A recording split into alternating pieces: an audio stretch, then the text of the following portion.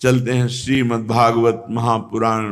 परीक्षित जी को रघुवंश का पूर्ण वर्णन करके भगवान शुकदेव जी ने सुनाया और कहा कि इस वंश के जो आखिरी राजा हुए उनका नाम सुमित्र था। कुश का पुत्र जो भगवान के पुत्र थे लवकुश, उनमें कुश का पुत्र हुआ अतिथि, और उसी वंश की पूर्णता महाराज सुमित्र से हुई और कलयुग के प्रारंभ में इस वंश का पूर्ण विश्राम हो गया। रघुवंश का सुमित्र के आगे कोई राजा नहीं हुआ।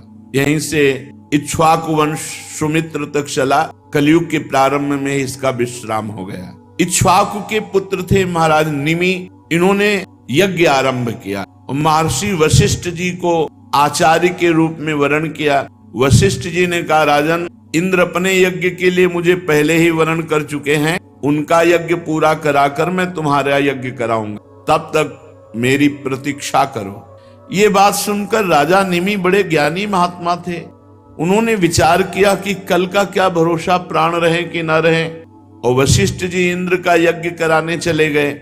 परम ज्ञानी महात्मा निमि ने कि ये जीवन तो क्षणभंगुर है, कल के लिए भगवत कार्य नहीं रोकना चाहिए।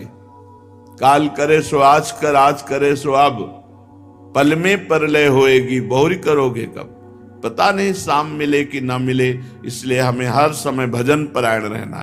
तो मुझे विलंब करना उचित नहीं है, ऐसा ज्ञान उनके हृदय में स्फुरित हुआ महाराज निमि के। और उन्होंने दूसरे विद्वान महापुरुषों से कहा, जब तक हमारे गुरुदेव वशिष्ठ जी नहीं आते तब तक आप आचार्य रूप में कार्य करें, और जहां वो आ जाएंगे तो पूरा कार्य वो संभालेंगे।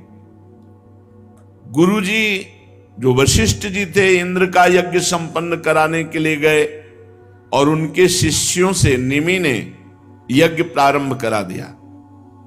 गुरु वशिष्ठ जी इंद्र का यज्ञ संपन्न करके जब लौटे तो देखा हमारे शिष्यों को आचार्य बनाकर यज्ञ, तो उनका तुम बड़े ज्ञानी बनते हो, हमारा इंतजार नहीं कर सके, मैं शाप देता हूं, तुम्हें अपनी विचारशीलता और ज्ञान और पांडित्य का घमंड है, इसलिए अभी तुम्हारा शरीर पात हो जाए, शरीर छूट जाए।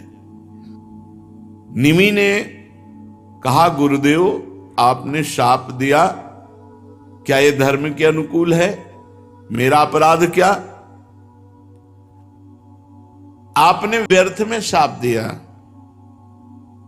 इसलिए लोभवश धर्म का आदर ना करके और गुरु होकर के व्यर्थ में शाप दे दिया, इसलिए आपका भी शरीर पात हो जाए, आपका भी शरीर छूट जाए।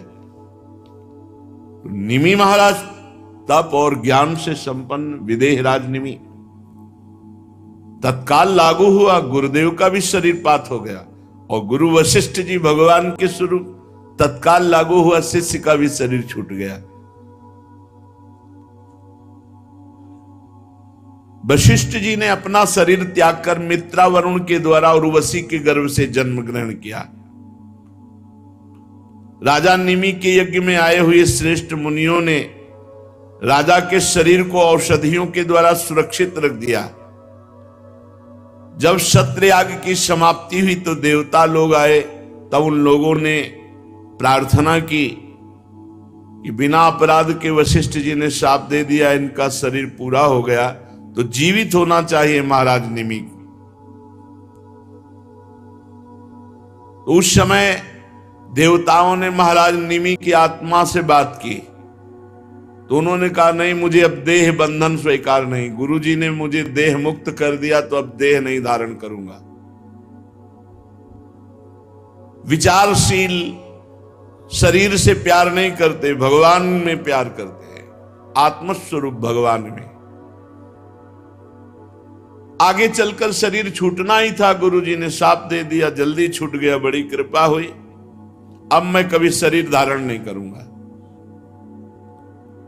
इस शरीर को कभी नहीं धारण करूंगा। जैसे जल में मछली के लिए सर्वत्र ही मृत्यु का अवसर है, ऐसे शरीरधारी को दुख ही दुख, समस्या ही समस्या, इसलिए मैं शरीर धारण नहीं करूंगा। देवताओं ने कहा तो आप कहां निवास करेंगे?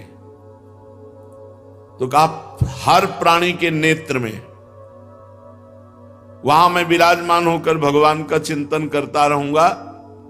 और मैं विराजमान हूं इसका परिचय है अपने आप पलक झपकना।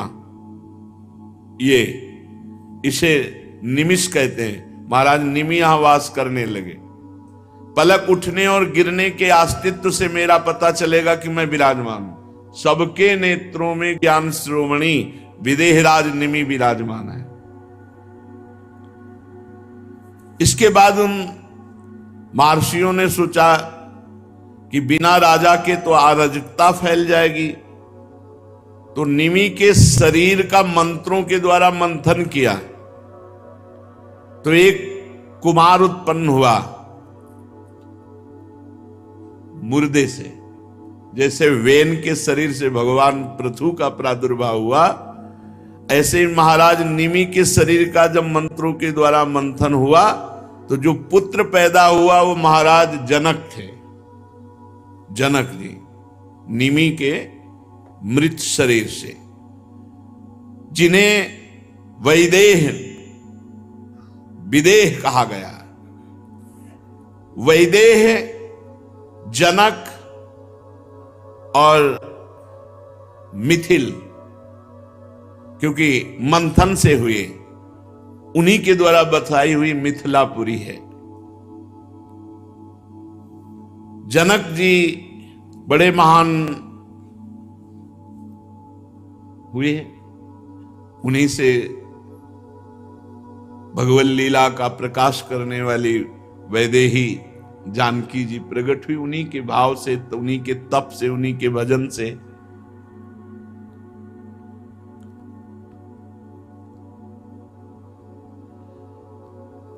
जब यज्ञ के लिए हल जोत रहे थे तो शीर, हल के अग्रभाग से एक घड़े में चोट लगी और उससे सीता जी का प्रादुर्भाव हुआ। इसी से जनक जी का नाम शीरध्वज हुआ। शीरध्वज के कुशध्वज, कुशध्वज के धर्मध्वज, धर्मध्वज के कृतध्वज और मितध्वज, कृतध्वज के केशिध्वज और मितध्वज के खांडिक हुए। परीक्षित ये जितने महापुरुष हुए सब ब्रह्मबोध संपन्न ज्ञानी महात्मा, सब आत्मविद्या में बड़े प्रवीण आत्मज्ञानी।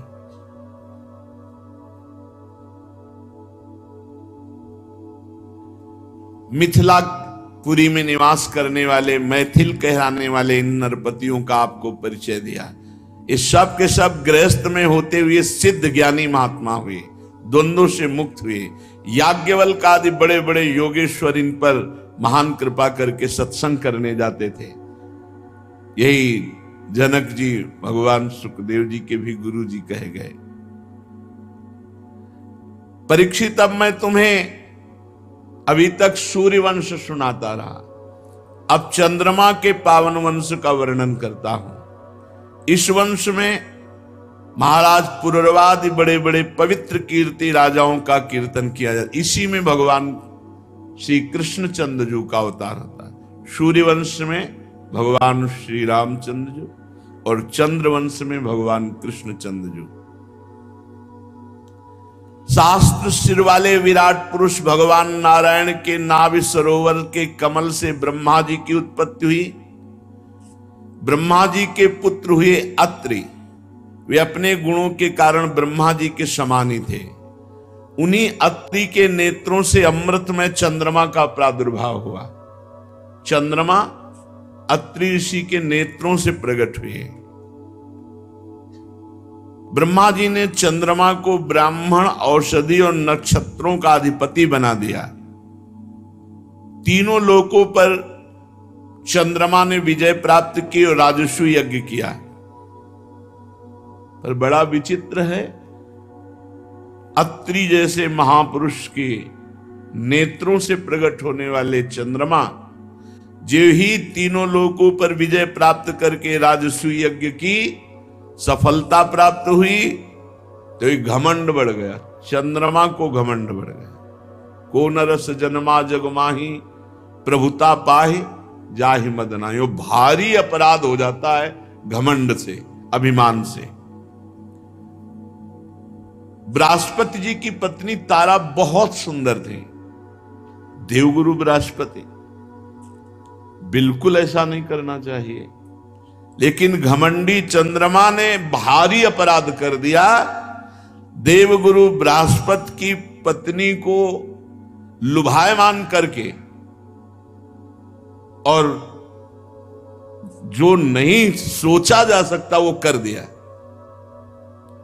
बृहस्पति जी ने बहुत समझाया कि ये भारी महापाप है, अधर्म है, पर जब घमंड अभिमान हो जाता है तो उन्होंने गुरु की बात नहीं सुनी। किसी भी तरह से, किसी के भी समझाने से ना तारा चंद्रमा को छोड़ सके, न चंद्रमा तारा को। बड़ी विचित्र बात है, बृहस्पति जी जैसे ज्ञानी की पत्नी होकर के चंद्रमा से आसक्त हो गए। और चंद्रमा इतना सब सुख व्यवस्था है, जब त्रिभुवन पति पद प्राप्त हुआ तो फिर गुरु की पत्नी, गुरु पत्नी गामी जैसा महत अपराध। मतलब ये बड़ों में ऐसी गलती पाई गई, इससे पता चलता है कि ये पद, ये प्रतिष्ठा, ये ऐश्वर्य, ये रूप, ये सब नरकगामी बनाने वाला है। चंद्रमा देवताओं में श्रेष्ठ है, परम पवित्र है। शुक्राचार्य जी ने अवसर देखा और बृहस्पति जी से आंतरिक द्वेष था ही, तो चंद्रमा का पक्ष ले लिया। जब शुक्राचार्य जी ने चंद्रमा का पक्ष लिया तो सारे असुरगण चंद्रमा के पक्ष में। और महादेव जी भी बहुत प्यार करते थे चंद्रमा से। विद्या गुरु अंगिरा जी के पुत्र बृहस्पति जी का विरोध करने वाले सब चंद्रमा के साथ। महादेव जी ने कहा, चंद्रमा तुम बहुत गलत किए, बहुत गलत है, वापस कर दो तारा को, नहीं तो हम बृहस्पति जी का पक्ष लेके जब खड़े होंगे। चंद्रमा को प्यार करते हैं। द्वितीया का चंद्रमा भगवान शिव मस्तक पर मुकुट में धारण करते हैं। देवराज इंद्र समस्त देवताओं के साथ, गुरु बृहस्पति के साथ अब तारा को निमित्त बनाकर भारी महासंग्राम की स्थिति आ गई। तारा जी को समझ में नहीं आया कि हमारे प्रीतम इसके गुरु हैं और हम गुरु माता हैं, और उसकी समझ में नहीं आया अहंकार, क्योंकि चंद्रमा बहुत रूपवान, ऐसे ही तारा जी बहुत रूपवान। बृहस्पति जी की पत्नी इतनी बड़ी जगह से फिसल गए। बृहस्पति जी की पत्नी तारा जी और भगवान चंद्रमा, भगवान ही कहे जाते, सूर्य चंद्र भगवान। बिना भगवान का भजन किए बुद्धि किसी की शुद्ध नहीं रह सकती। अंगिरा जी ब्रह्मा जी के पास गए कि महाराज घोर महासंग्राम शुरू हो जाएगा। ब्रह्मा जी आए और चंद्रमा को बहुत डांटा फटकारा, कहा छोड़ तारा को दो। बृहस्पति जी के हाथ में तारा को, जब बृहस्पति जी के हाथ में तारा जी को दे दिया तो उन्होंने देखा ये तो गर्भवती है। मेरे क्षेत्र में दूसरे का गर्भ, तू अभी त्याग, तुरंत त्याग, क्योंकि तारा देवी है। डर मत, मैं तुझे भस्म नहीं करूंगा, लेकिन गर्भ त्याग अभी। इतनी सुंदर थी कि बृहस्पति जी इतने पर भी तारा से कहा कि तुम गर्भ भर त्याग दो। हम स्वीकार किए, और तुम मेरी पत्नी देवी हो, इसलिए कोई दोष तुम्हारा स्पर्श नहीं कर सकता, तुम निर्दोष हो। अपने पति की बात सुनकर तारा जी ने अत्यंत लज्जित होकर गर्भ का त्याग किया। देवी है, सोने जैसा चमकता हुआ बालक। अब जब बालक प्रकट हुआ तो बृहस्पति जी लुभायमान हो गए, और चंद्रमा, ये मेरा पुत्र है, तुम्हारा अधिकार नहीं। बृहस्पति जी से कहा तो अरे अब तो घुटने टेक देने चाहे कि सब कुछ प्रभु आपका, गलती क्षमा करो। चंद्रमा ने कहा ये तेजस्वी पुत्र मेरा है, आपका नहीं। और आप ध्यानस्थ होके देख लो कि मेरा है कि नहीं। समस्त ऋषियों ने तारा से कहा तुम ही बता दो किसका है। तब लज्जावश वो कैसे बोले कि चंद्रमा का है। तब वो तेजस्वी बालक जो प्रकट हुआ था उसने कहा झूठी लज्जा करने वाली, तू अपने कुकर्म को क्यों नहीं बोल रही है। उस बालक ने डांटा तारा को। ब्रह्मा जी ने कहा तारा से कि हमको बता दो, क्योंकि मां ही जानती असली पुत्र का धाता कौन है। तब तारा ने धीरे से कहा यह चंद्रमा का पुत्र है। न्याय हो गया। बृहस्पति जी ललचा गए थे। चंद्रमा ने उस बालक को ले लिया ब्रह्मा जी के द्वारा। बड़ी अदालत है ब्रह्मा जी। ब्रह्मा जी ने उस बालक का नाम रखा बुध, क्योंकि बड़ी धीर गंभीर बुद्धि। अब चंद्रमा को बहुत आनंद हुआ बुद्ध को प्राप्त करके। बुद्ध के द्वारा इला के गर्भ से पुरुरवा का जन्म हुआ। एक दिन इंद्र की सभा में देवर्षि नारद जी पुरुरवा के रूपशील गुण उदार संपत्ति वैभव का वर्णन किए तो उर्वशी के हृदय में भाव आ गया और देवांगना सर्वश्रेष्ठ अप्सरा महाराज पुरुरवा को पति रूप में वर्ण करने के लिए भूतल पर आ गए। पुरुष शिरोमणि पुरुरवा मूर्तिमान कामदेव जैसे सुंदर थे। सुंदरी उर्वशी ने धैर्य धारण करके पुरुरवा को पति रूप में वर्ण किया। पहले जब उर्वशी पुरुरवा के पास गई तो पुरुरवा ने कहा सुंदरी तुम तो परम वंदनीय हो, देवलोक की विभूति हो, भगवान नारायण से की जंघा से प्रकट हुई उर्वशी जी हैं। ये दास तुम्हारे स्वागत के लिए क्या सेवा करे। उर्वशी ने कहा राजन तुम्हारा सौंदर्य और महिमा सुनकर के मैं स्वर्गलोक से आई हूं। कौन ऐसी कामनी है जो आप जैसे दिव्य पुरुष पर दृष्टि और मन न्यौछावर न कर दे। मैं आपके समीप आपकी पत्नी बनने के लिए आई हूं। राजन हम अप्सरा हैं। जब हम किसी का रूप सौंदर्य गुण देखती हैं वो प्रशंसनीय होता है तो हमारा मन आकृष्ट हो जाता है। अन्यथा बिना तप के कोई हमें देख भी नहीं सकता। स्पर्श और आगे की बात, आप तपस्वी हैं, तप के धनी हैं, मैं आपको पति रूप में स्वीकार करती हूं। परंतु महाराज मेरी एक शर्त है, ये 2 भेड़ के बच्चे सौंपती हूं, इनकी रक्षा होनी चाहिए। जिस दिन इनका अपहरण हो जाएगा उस दिन आप हमें पकड़ नहीं पाओगे, अंतर ध्यान हो जाऊंगी। और मैं देवी हूं इसलिए कभी अन्न नहीं खाती, केवल घी शुद्ध गाय का, क्योंकि हविष्यान। और एक सहवास के सिवा मैं कभी आपको वस्त्रहीन नहीं देखूंगी। 3 बातें, सदैव घी खाऊंगी और आपको सहवास के सिवा वस्त्रहीन नहीं देखूंगी और मेरे 2 भेड़ के बच्चे रक्षा करना। पुरुरवा ने हर शर्त स्वीकार कर ली। फिर उर्वशी से कहा कि तुम मनुष्य के लायक तो नहीं हो, क्योंकि तुम देवी हो, तुम्हारा सौंदर्य अद्भुत है, पर तुमने कृपा करके मुझे स्वीकार किया है, इसलिए मैं तुम्हारी सेवा में दास की तरह रहूंगा। जब जो आज्ञा होगी वैसा पालन करूं। सम्राट पुरुरवा। अब तो उर्वशी काम शास्त्र की पद्धति से पुरुरवा के साथ पति पत्नी का संबंध, वो अंतर्ध्यान पद्धति से देवताओं की विहार स्थली चैत्ररथ नंदनवन स्वच्छंद विहार। देवी उर्वशी के शरीर से हर समय कमल के केसर की सुगंध निकलती रहती थी। राजा पुरुरवा को कितने वर्ष व्यतीत हो गए पता ही नहीं चला।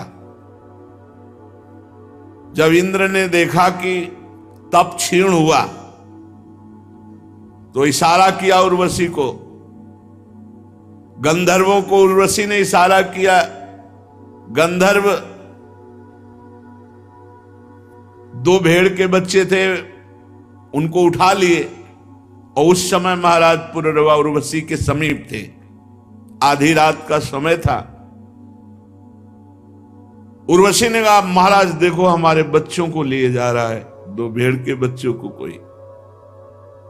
अरे तू कायर की तरह मेरे पास पड़ा है और मेरी जान बचती इन बच्चों में। अपने को बड़ा वीर मानने वाला तू मेरे बच्चों को नहीं बचा सका और लुटेरे ले गए। ये स्त्रियों के सामने वीरों की सी बात करने वाले बहुत पाए जाते हैं, लेकिन वीरता दिखाने वाले कम होते हैं। जैसे किसी हाथी को अंकुश से बेच दिया हो। अब महाराज को ध्यान नहीं रहा, सहवास के सिवा वस्त्रहीन नहीं, और वो एकदम तलवार लेकर रक्षा के लिए बड़े वस्त्रहीन अवस्था। उर्वशी अंतर ध्यान। अब जो पागलपन महाराज का चढ़ा, वैसे ही वस्त्रहीन, वस्त्र नहीं धारण किए, जो देखा उर्वशी अंतर ध्यान। अब उनको ध्यान आया कि मेरी गलती हो गई। अब हा उर्वशी विह्वल उन्मत्त पागल की तरह, कभी सरस्वती नदी के तट पर, कभी कहीं विकल, बस एक लगन थी, एक बार पुनः देख लूं। उर्वशी जी तो देवी हैं। उर्वशी जी ने दया की। सरस्वती नदी के तट पर पागलों की तरह हा उर्वशी हा 5 अपनी सखियों के साथ प्रकट हुई। जो ही उर्वशी जी को देखा तो जैसे प्राण आ गए हो। कहा, निष्ठुरे, एक बार तो एक क्षण मेरे से बात कर लेने, मेरे प्राण व्याकुल। तो कहा, जाओ महाराज, मैं किसी की नहीं हूं। मैं किसी की नहीं हूं। जब तप बढ़ता है तो उस तप को छीण करने के लिए मुझे भेजा जाता है। मेरा कोई पति नहीं, मेरा कोई मित्र नहीं, कोई मेरा कुछ अपना नहीं लगता है। महाराज के देवी, ये शरीर, ये चक्रवर्ती सम्राट तुम्हारा दास है, ऐसा मत कहो, नहीं अभी ये मर जाएगा और देखते देखते इसे भेड़िए और गीद खा जाएंगे। स्त्रियों हा करुणा क्रूरा दुर्मर्षा प्रिय सहसा। सुनो महाराज, हम वो स्त्री हैं जो बड़ी निर्दयी हैं, केवल प्यार का नाटक करती हैं। कितनों को, तपस्वियों को, कितनों को जो तप के धनी थे, उनसे मिली, किसी की हुई क्या? क्रूरता मेरे स्वभाव में है। अगर मैं चिढ़ जाऊं तो अपने सुख के लिए बहुत से बड़ा साहस का काम कर सकती हूं। जो मैं स्वार्थ के वशीभूत होकर प्यार की बातें करती हूं, वही मैं उसकी हत्या भी कर सकती हूं। मुझ स्त्रियों के हृदय का सौहार्द तो केवल लुभावने मात्र का होता है। हे तुम्हारे जैसे भोले लोग झूठ मूठ हमारी मीठी मीठी बातों में फंसकर अपना दिल दे बैठते हैं, और हम तप क्षीण होने पर तुरंत उसको लात मार के त्याग दिया और नए पुरुष को स्वीकार किया। यहां तो तप है, देवी है। मृत्यु लोक में अगर अपने सुख से बढ़कर सुख मिलने वाला है, ये सुंदरता का घमंड, ये भोग ईश्वर की लालसा बहुत बड़े बड़े तक है। इसीलिए ब्रह्मा भी नमस्कार करते हैं जो भगवान का भजन करने वाले शरणागत भक्त हैं। फिर भी तुम धीरज धरो, राजराजेश्वर हो, घबराओ मत। तुम्हारी ऐसी ही लालसा है तो तुम्हारा विशुद्ध प्रेम देखकर हम तुम्हें एक वरदान देते हैं। साल में एक बार आएंगी और तुम्हें दर्शन देके चली जाएंगी, साल में एक बार। राजा पुररवा से और उर्वशी से जो संतान हुई, वो आगे इस चंद्र वंश को बढ़ाने वाली हुई।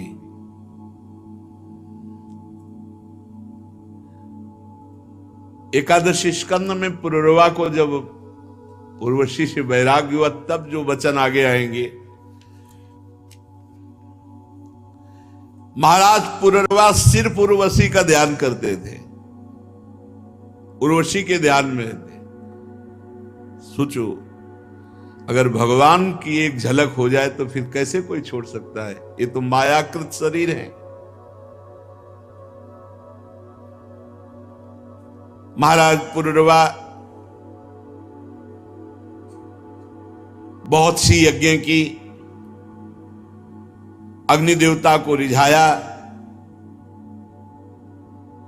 और उर्वशी लोक की इच्छा की, मैं उर्वशी से मिलूं, यज्ञों के द्वारा यजन करके। त्रेता के पूर्व सतयुग में एकमात्र प्रणव ही मंत्र था, ओम। इसी में वेद समाहित थे, सारे वेद इसी के अंतर्भूत थे। देवता एकमात्र भगवान नारायण, अग्नि भी तीन नहीं केवल एक ही, और वर्ण भी केवल एक, हंस।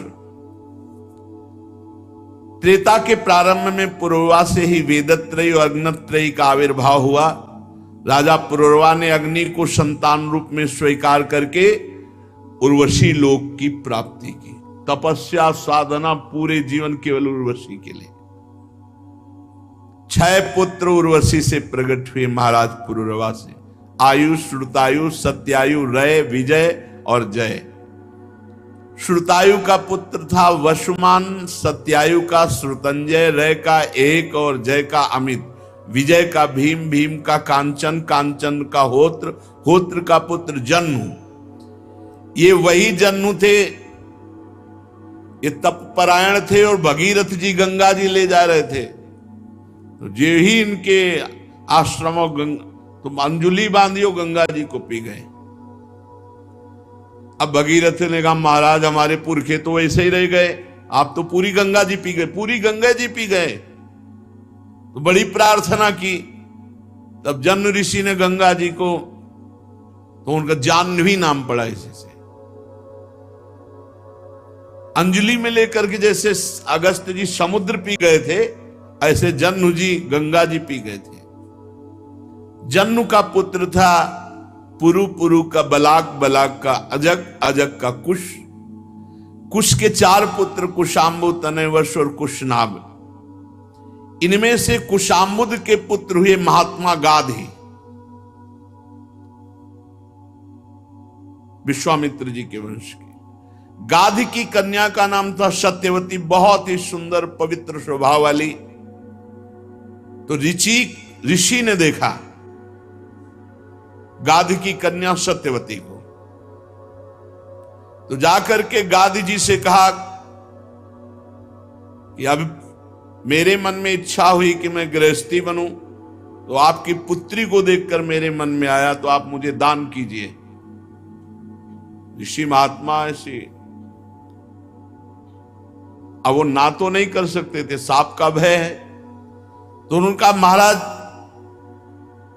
हमारी कन्या की एक शर्त है, 1000 ऐसे घोड़े लाके आप भेंट में दीजिए जिनका सारा शरीर श्वेत का हो, एक कान केवल श्याम वर्ण हो। 1000 घोड़े, क्योंकि उन्होंने सोचा कहां से लाएंगे ऋषि मुनि। गादी जी की ये बात सुनी, ऋषिक मुनि ने ध्यान किया ऐसे घोड़े कहां है, तो पता चला वरुण जी के पास। तो सीधे वरुण जी के पास गए और आदेश किया 1000 घोड़े दे दो, उन्होंने तुरंत दे दिया।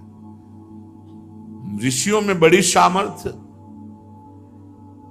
अब तो कोई प्रश्न नहीं रह गया महाराज गाधी के, अब तो देना पड़ेगा। तो सत्यवती जी को ऋचिक मुनि के हाथ पाणी ग्रहण कराया।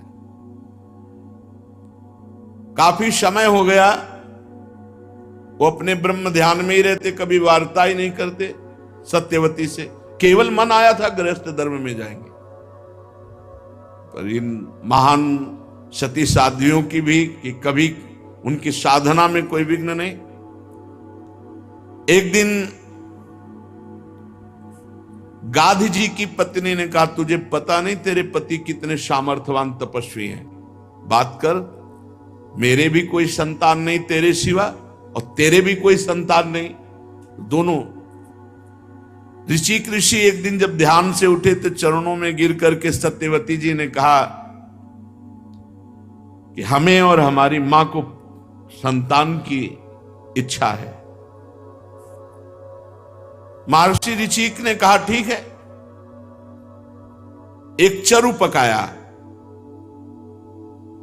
और चरु पका करके दो भागों में अलग अलग किया। एक चरु अपनी पत्नी के लिए और एक सास के लिए, और दोनों को अलग अलग बताया। सास को बट वृक्ष का आलिंगन करना और पत्नी को कहा पीपल वृक्ष का आलिंगन करना। सत्यवती की मां ने समझ लिया कि बाबा बहुत जोर का तपस्वी है, अपना संतान वाला चरु जरूर खास बनाया होगा। तो बेटी से कहा कि तुम हमारा चरु ले लो, हम तुम्हारा चरु लेते हैं। वो मोहवश ऐसा नहीं करना चाहिए था, पति का आज्ञा पालन करना चाहिए था, पर वो मोहवश ऐसा। जब खा पी के आलिंगन हो गया तो गर्भ ऋषि मुनि ने कहा जैसा हमने कहा था वैसा ही किया। तो उन्होंने, सत्यवती जी ने हाथ जोड़कर कहा नहीं, त्रुटि हो गई, झूठ नहीं बोली। मां ने कहा कि आपने जो हमारे लिए चरु पकाया वो हमें दे दो, तो हमने मोह वशात दे दो। उन्होंने अनर्थ कर डाला। जानती हो तुम्हारा जो पुत्र होगा वो घोर लोगों को दंड देने में समर्थ और घोर स्वभाव का क्रोधी होगा, और तुम्हारा जो भाई होगा एक ब्रह्मवेत्ता ब्रह्म ऋषि होगा। तुम्हारी मां क्षत्रिय कुल से है, गाधी, और हम ब्रह्म ऋषि हैं। हमने अपनी संतान ब्रह्म ऋषि वो वहां होगी, और तुम्हारे घोर क्षत्रिय स्वभाव का दंड देने वाला नाक में गुस्सा। सत्यवती जी ने समझा था हमारे पति सर्व सामर्थ्यशाली हैं, तो ठीक समझती, चरण पकड़ लिए। एक ब्रह्म ऋषि की पत्नी के गर्भ से घोर क्षत्रिय स्वभाव वाला प्रकट होना निंदनीय है। भगवान भूल हो गई, आप कृपा करो। तब उन्होंने कहा चलो, पुत्र तो सौम्य ब्रह्म ऋषि होगा, लेकिन तुम्हारा पौत्र जो होगा वो घोर स्वभाव का होगा। सत्यवती के गर्भ से जो ब्रह्म ऋषि प्रकट हुए वो जमदग्नि जी नाम हुआ, और जो पौत्र रूप में प्रकट हुए भगवान परशुराम प्रकट हुए। सत्यवती जी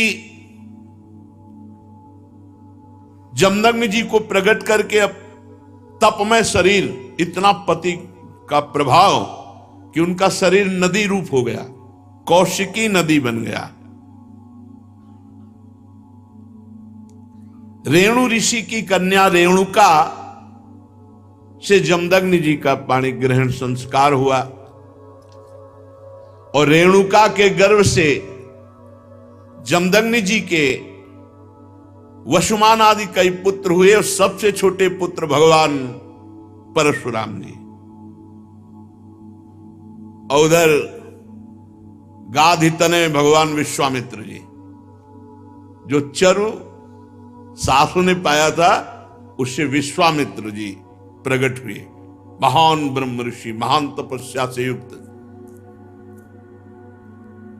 परीक्षित कहते हैं कि है वंश का अंत करने के लिए स्वयं भगवान ने परशुराम के रूप में अवतार ग्रहण किया। 21 बार क्षत्रियों का विनाश किया पूरे विश्व के। राजा परीक्षित ने पूछा, प्रभु क्या अपराध हो गया क्षत्रियों से कि भगवान परशुराम जी ने 21 बार घूम घूम करके पूरे भूमंडल से क्षत्रियों का विनाश किया? श्री सुखदेव जी महाराज कहा कि परीक्षित, ये उन दिनों की बात है जिस समय है वंश का अधिपति शास्त्राबाहु अर्जुन, वो एक महान बलवान श्रेष्ठ राजा था, और खास बात उसने दत्तात्रेय जी को प्रसन्न कर लिया था, अवधूत शिरोमणि दत्तात्रेय जी, और उनसे 1000 भुजाएं, कभी शत्रु से युद्ध में पराजित ना होना, कभी कोई ऐश्वर्य की कमी ना होना, जो इच्छा करे वो प्राप्त हो जाना, ये सब वरदान प्राप्त किए थे भगवान दत्तात्रेय जी से। अब अबाध बल, अतुल संपत्ति, तेजस्विता, वीर, कीर्ति, शारीरिक बल, सब कुछ दत्तात्रेय जी से प्राप्त हो गया था। एक तरह से वो महायोगेश्वर खुद बन गया था दत्तात्रेय जी की कृपा से। शास्त्राबाहु अर्जुन वो ऐसी सिद्धियां जान गया था कि सूक्ष्म से सूक्ष्म, स्थूल से स्थूल वो शरीर धारण कर लेता। बड़ी सिद्धियां उसकी, वो वायु की तरह कहीं भी पहुंच जाता। ऐसी सिद्धियां दत्तात्रेय जी से प्राप्त की। एक बार एक गले में वैजंती माला डालकर बहुत सी सुंदर स्त्रियों के साथ नर्मदा जी में जल विहार कर रहे थे, और उधर रावण नर्मदा के किनारे दिग्विजय करते हुए अपने तंबू लगाए हुए था। 500 भुजाएं इधर, 500 भुजाएं इधर, पूरी नर्मदा के जल को रोक दिया शास्त्राभाऊ अर्जुन ने। रावण का शिविर डूबने लगा उधर। तो रावण ने पूछा, बिना वर्षा के कैसे बाढ़ आ गई उल्टा? बोले, महाराज एक वीर है जो स्त्रियों के साथ जल में खेल रहा, खेलते खेलते नर्मदा को उल्टा प्रवाहित कर। तो उनका हमसे बड़ा वीर कौन है? रावण बड़े घमंड में गया, अपने को बड़ा वीर मानता था, और जाके शास्त्राभाऊ अर्जुन से अब वीरता की बातें करने लगा। तो उन स्त्रियों को प्रसन्न करने के लिए खिलवाड़ में तो ऐसे रावण को पकड़ लिया शास्त्राभाऊ अर्जुन ने, बंदर के समान एक पिंजड़े में बंद करके, और अपनी राजधानी माहिष्मती ले जा करके जहां घोड़े थे वहां पिंजड़ा रख दिया। पिंजड़े में 10 खोपड़ी वाले रावण को 20 भुजा, 1000 भुजा वाला शास्त्राभाऊ अर्जुन, और सब सिद्धियां प्राप्त किए। तब महाराज पुलस्त जी को पता चला कि दिग्विजयी रावण घोड़सार में एक पिंजड़े में बंद है। तब जाके शास्त्राभाऊ अर्जुन के सामने गए तो शास्त्राभाऊ अर्जुन ने पूजन किया, क्योंकि पुलस्त ऋषि, तो उन्होंने आज्ञा करी कि छोड़ दो, हमारा नाती है। छोड़ दिया रावण को।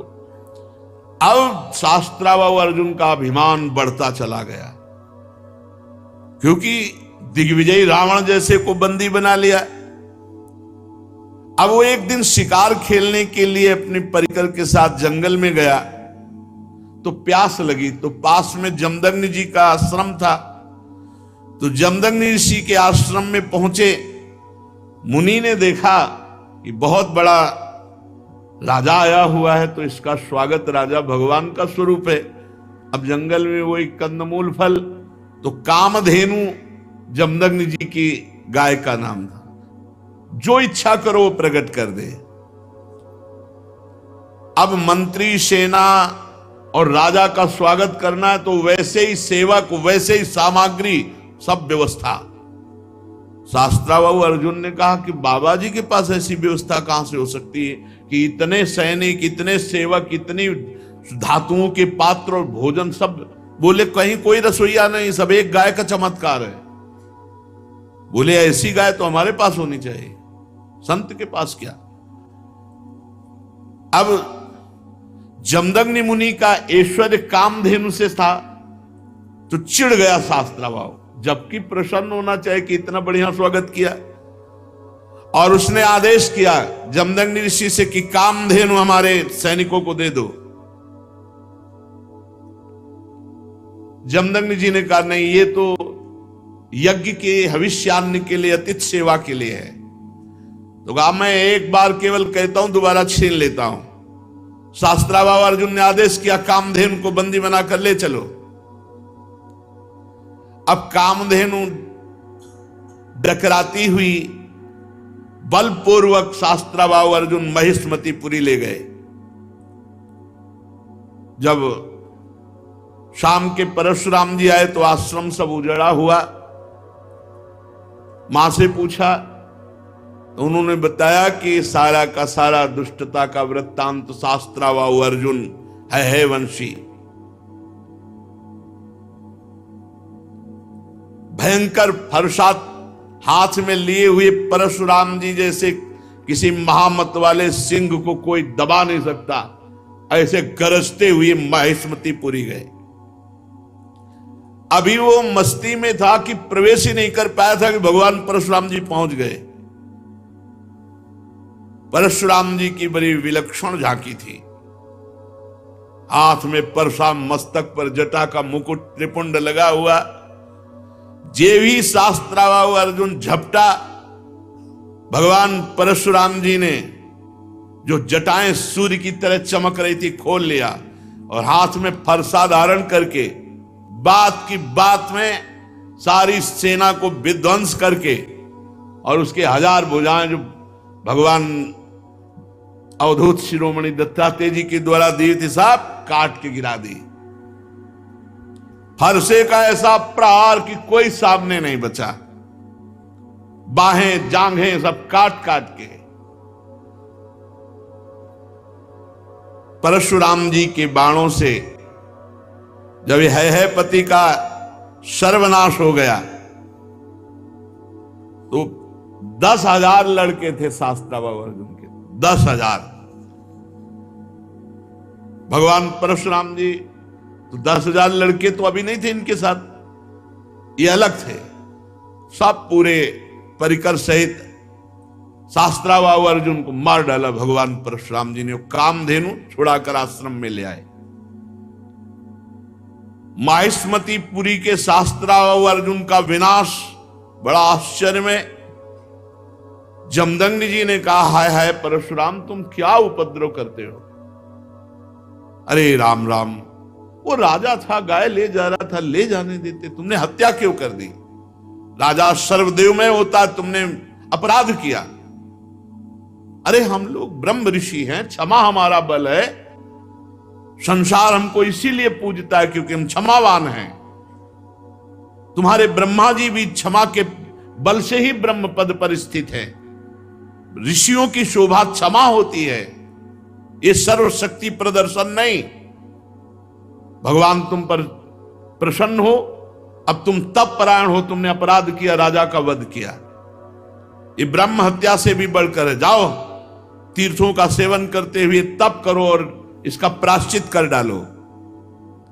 भगवान परशुराम जी घुटने टेक कर जमदग्नि जी के आगे जो आज्ञा। अब 1 वर्ष तीर्थ यात्रा करके अपने आश्रम पर आए। परशुराम जी की माता रेणुका गंगा तट पर संध्या के लिए गंगा जल आदि लेने गई थी। वहां एक गलती हो गई माता जी से। आज सत्संग में कहा, नेत्र वाणी कान संभाल के नहीं अपराध बन सकता किसी से भी। तो वहां गंधर्वराज चित्ररथ अप्सराओं के साथ जल विहार कर रहा था। गंधर्वराज के जल विहार करते समय अंग प्रत्यंग और अप्सराओं की वो क्रीड़ा माता जी कुछ क्षण देखती रही। अच्छा लगा, बस कोई कामना नहीं हुई, कोई मलिनता नहीं आई, बस देखती रही, अच्छा लगा। और भूल गई कि संध्या का समय पतिदेव तर्पण आदि के लिए इसमें लिखा हुआ है कि उनका मन गंधर्वराजम क्रीडंतम मत्सरोभिर पश्यत, अच्छा लगा। विलोकयंती क्रीडंत मुदकार्थम नदीम गताहा, उनका मन खिंच गया चित्ररथ की इस अप्सराओं से केल। कहां जमदग्नि जी का एकांतिक भजन में स्वभाव, और माताजी ने जब चित्ररथ गंधर्व की केली देखी अप्सराओं से तो अच्छा लगा। बस ये संध्या का समय बीत गया। भगवान जमदग्नि जी इंतजार करें, ऐसा कैसे हो गया कि संध्या की अवहेलना हो गई और अभी तक रेणुका जल लेकर नहीं आई। अब जे ही होश आया जमदग्नि ऋषि को, भयभीत हो गई कि अब तो भारी अपराध बन गया। वो महर्षि के सामने आई, गंगा जल का कलश रखा, हाथ जोड़कर खड़ी हो गई। जमदग्नि मुनि ने कहा, मैं देख रहा था तुम्हारा मन चित्ररथ गंधर्व की केली देखने में खिंच गया। तुम अपराधी हो, पापिनी हो, तुम एक ब्रह्म ऋषि की पत्नी होकर ऐसा कैसे देखा? इसका दंड है मृत्यु। ऐसा कठोर शासन। अन्य पुत्रों से कहा, मार डालो इसको, रेणुका को। किसी भी पुत्र की हिम्मत नहीं हुई। इतने में तीर्थ यात्रा करके भगवान परशुराम जी आए, प्रणाम किया तो उनका बेटा मां और भाइयों को मार डालो। परशुराम जी ने कोई विचार नहीं किया, तत्काल मां और भाइयों के फरसे से गले उड़ा दिए। सत्यवती नंदन महर्षि जमदग्नि जी बहुत प्रसन्न हुए और कहा, बेटा तुम्हारी जो इच्छा हो वरदान मांगो। परशुराम जी ने कहा, मेरी मां मेरे भाई जीवित हो जाए, उनको ये पता भी न रहे कि मैंने वध किया है। तत्काल जीवित हो गए।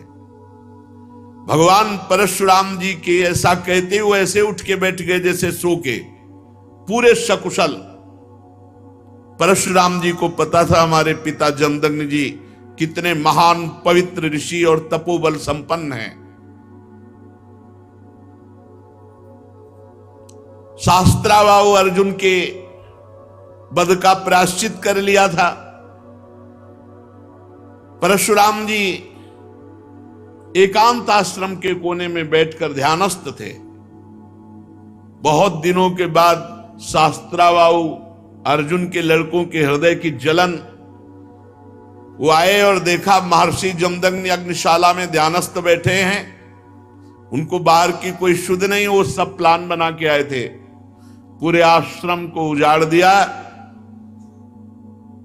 और माता रेणुका बड़ी दीनता से प्रार्थना कर रही थी, एक भी बात ना मानी और जमदग्नि जी का सिर काट ले गए। जमदग्नि जी ध्यानस्थ थे, बड़े नीच कार्य किए आश्रम में। रेणुका जी चीख पड़ी, बेटा परशुराम। ध्यानस्थ थे भगवान परशुराम जी। उनका मां का करुण क्रंदन, भागे फरसा लेकर। जब नजदीक आए तो देखा जमदग्नि जी का सर काट ले गए। परशुराम जी को अत्यंत क्रोध। माता से कहा कि विलाप मत करो, वीर पुत्रों की मां विलाप नहीं करती। आज मैं प्रण करता हूं कि विश्व में क्षत्रियों का संहार कर डालूंगा, एक भी क्षत्रिय विश्व में नहीं रहेगा। अभी पीछे जो आप चरित्र सुन रहे थे, उनमें एक घाघरा के नीचे माई के बालक क्षत्रिय छुपा लिया गया था। जंग ताल जंग, वो क्या उनका नाम विस्मरण हो रहा, जंघा में के पास छुपा लिया था, वही केवल बचा था। उसी से क्षत्रिय वंश चला, पीछे चर्चा में भी आया था। भगवान परशुराम जी ने भगवान शंकर का स्मरण करके संकल्प लिया कि विश्व में क्षत्रिय नहीं रहने देंगे। परशुराम जी माहेश्मतीपुरी में गए और 10,000 पुत्रों के अलग अलग सर काट करके रख दिए और पूरे नगर का विनाश कर दिया। भारी पर्वत ऐसे सिर का मुंड ऐसे इकट्ठा कर दिए काट काट के, और कहते जाते ब्रह्मघाती तुम्हारा विनाश परशुराम करेगा। रक्त की नदी बहा दी, इतने काटे। जो राजा थे, क्षत्रिय थे, ब्राह्मण द्रोही क्षत्रियों का हृदय कांप उठा। भगवान वर्तमान में जो क्षत्रिय असुर स्वभाव वाले हो गए थे, उनके विनाश के लिए ही प्रकट हुए थे। इसलिए अपने पिता जमदग्नि के वध का निमित्त बनाकर 21 बार, एक बार घूम के काट डाला, फिर 2 बार घूम के, 21 बार पूरे विश्व में घूम करके 5 तालाब समंत पंचक में रक्त के बना दिए काट काट के। और फिर अपने पिता का सर जो सुरक्षित रखा हुआ था माता के पास, जोड़ा और पुनः जीवित कर दिया। पहले 21 बार क्षत्रियों का विनाश किया, फिर अपने पिता का सर ला के जोड़ा, और फिर बाद में सबके प्रायश्चित के लिए यज्ञ की और 7 दिशाएं जीत करके ब्रह्म ऋषियों को दान कर दी। इसके बाद यज्ञांत स्नान किया और समस्त पापों से मुक्त होकर मेघरहित सूर्य के समान तेजस्वी परशुराम जी जमदग्नि जी को स्मृति रूप संकल्प में शरीर की प्राप्ति हुई। भगवान परशुराम जी से सम्मानित होकर उस सप्त ऋषियों के मंडल में 7वें ऋषि होकर आज भी विराजमान है। परीक्षित कमल लोचन जमदग्नि नंदन भगवान श्री हरि परशुराम बन करके आए और क्षत्रियों का विनाश करके जगत का मंगल किया। आज भी भगवान परशुराम जी विराजमान है महेंद्राचल पर्वत पर बड़े शांत स्वरूप। सिद्ध गंधर्व चारण उनके चरित्रों का गान करते हैं। सर्वशक्तिमान विश्वात्मा भगवान श्री हरि